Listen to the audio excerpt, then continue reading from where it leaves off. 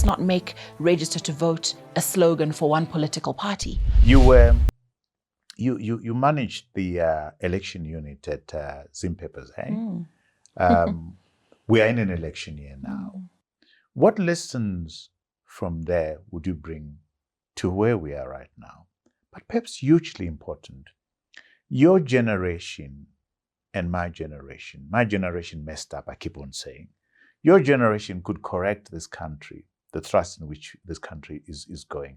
How do you see our politics? How do you see 2023 vis-a-vis the experience that you had running the Zimpepers election project?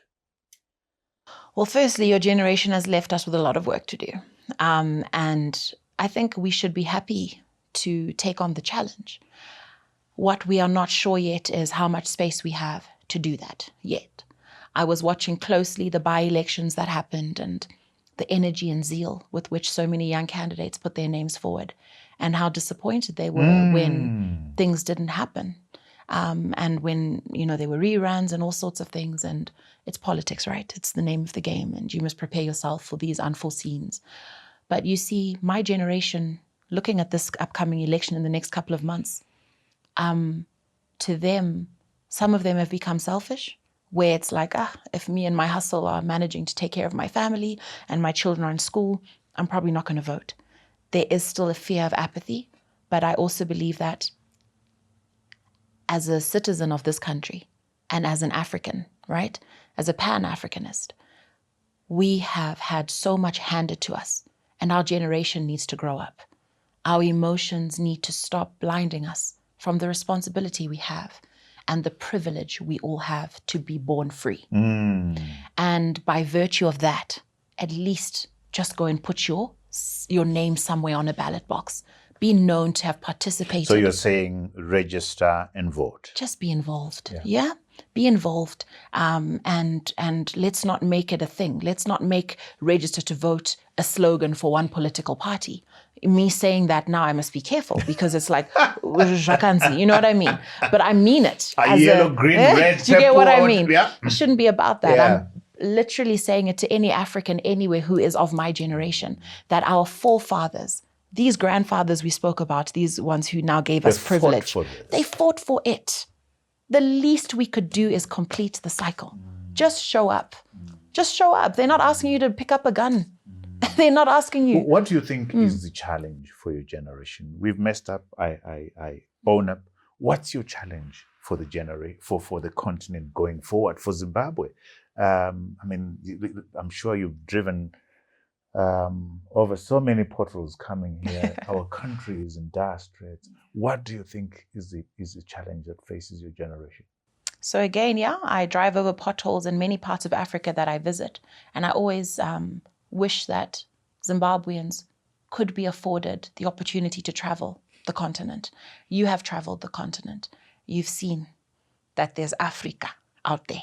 And not to say Zimbabwe should have potholes or that it's justified, but to say that we need to put perspective on these things, that it is an African problem and not just a Zimbabwean problem.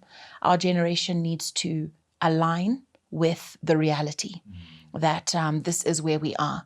And the leaders in power at this stage did everything they could to be there. And if we want to take up space, we have to do everything we want to be there. But we have become, like I said, I don't want to use the word selfish because it sounds like an attack on my generation because I'm part of it. And the question would be, why aren't I entering politics? But you don't have to enter politics to make a change. Why aren't you entering politics?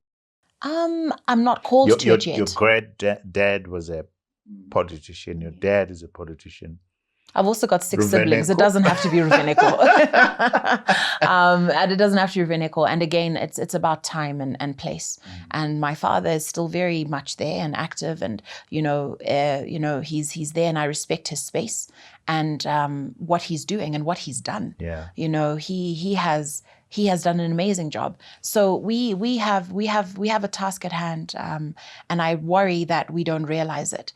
But I think soon there's going to be a shift where politics doesn't necessarily lead the narrative, and that doesn't become what makes our country successful, make an individual successful.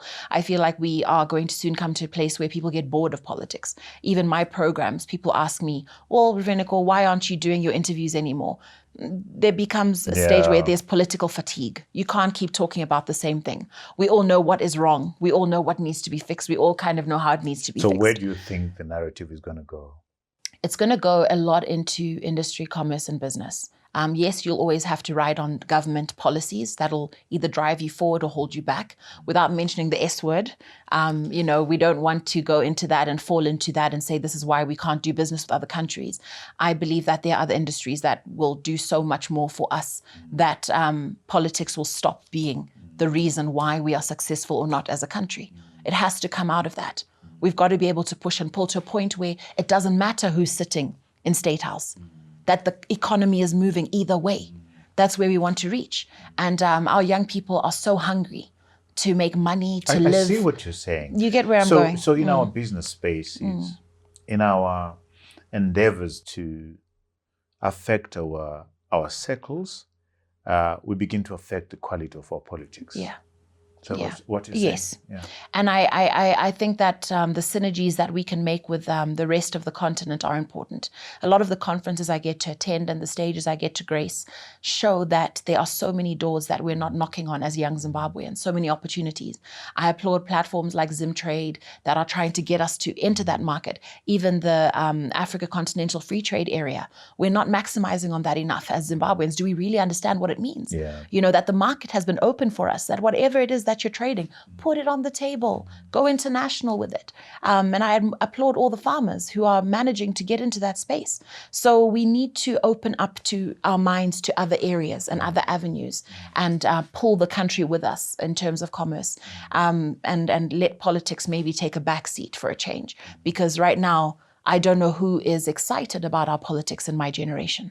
It's not something that tickles us anymore. Social media is just social media. Yeah. You don't know who you're dealing with. A lot of it is not human anymore. Social media has dehumanized people. Yeah. You have a powerful brand. I think as we're sitting here, you've put 800,000 followers combined on social media. You are what is called an influencer, but that comes with its negatives. And talk to me about, I've seen you getting quite a lot of abuse just for being Ruvheneko. The insults that come through just being on social media. You can't say stuff because you're Ruvheneko. You can't say stuff because you're Trevor Ncube. People think they know you. They think they know who you support and that kind of stuff. How do you deal with that? Look, I used to lose sleep over it, but You used to. I used to. Genuinely, I was affected by it, and I remember my biggest coach in terms of public opinion was my father, because he lived in the public space for so long. And I'd phone him and I'd be like, Daddy, they said this, and I'd send him screenshots and forward to him what's being said. But people's opinion is none of my business. It is probably the most empowering. But you need to be deliberate about that, isn't it? Yes and no. To be honest, people are always going to talk. Oh, yeah. Yeah, you can't please everybody. You can't live your life for the gallery. And what I have learned is that there's power in silence. And it's given me a lot of peace. And it's a safer space to be. The social media... Are you silent even when you want to say something? Yes. That takes a great deal of self-control. They say that's actually discipline, isn't it? Discipline and self-control. Yeah. You have no idea. There are times where I've started, because I'm human. And deleted it many delete, times. clear tweet, and then you just go to sleep.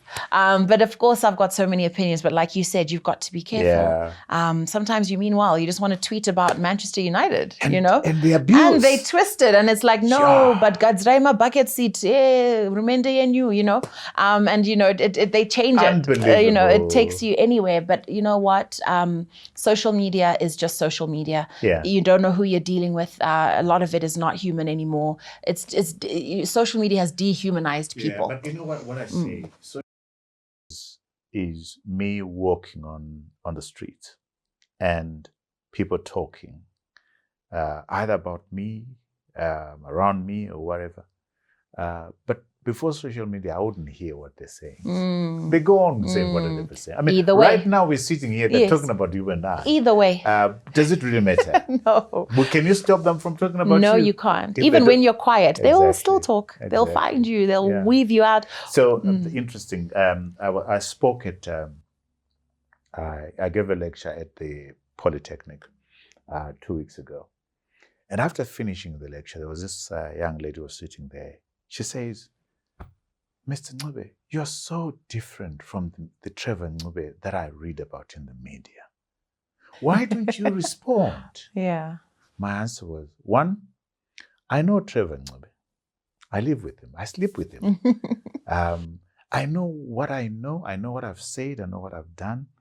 I can't respond to what people say about me because I know me. Actually, I don't read stories about me because I know me. You're not going to say anything about me, which I don't know. Yeah. What's your view? It's very true. Look, if you're sure of yourself, but it takes a lot, hey? We speak about it because maybe we are cut from the same cloth. I suppose. Where we have so much self-confidence and self-assurance and self-awareness. So what advice should we give to people that are out there dealing with this abuse? Yeah, look, my biggest thing is handle it how you want to. I'm not here to tell anyone don't respond. For some people, it's therapeutic to respond and they feel powerful to use their platform because they'll simply say, if someone can attack me with theirs, I can speak back with mine. But for me, my method and formula has worked for me. And it's silence because you disempower somebody who... There's message in silence. Come on, you know what I mean? It actually becomes boring for them to keep poking at you if you're just going to keep quiet, if you're met with silence. And there's ways, in a subtle way, I think, let your success speak for itself. Whatever they say that you are, be everything that is not that, Also put in the work. If you've put yourself in the public eye, be prepared that is what's going to happen. Some people want to be famous and want to be influencers and want to be known, but they don't understand what that comes with. They don't understand the responsibility, number one, where you've been given a platform, okay? We won't mention names at all. But some people have many, many followers and they could be doing good, for the boy child and the girl child that we spoke about. But they don't take that responsibility as seriously as they need to. Some influencers online are more influential than politicians, than church leaders. Absolutely. You understand? People watch. We have impressionable teenagers out there who are watching.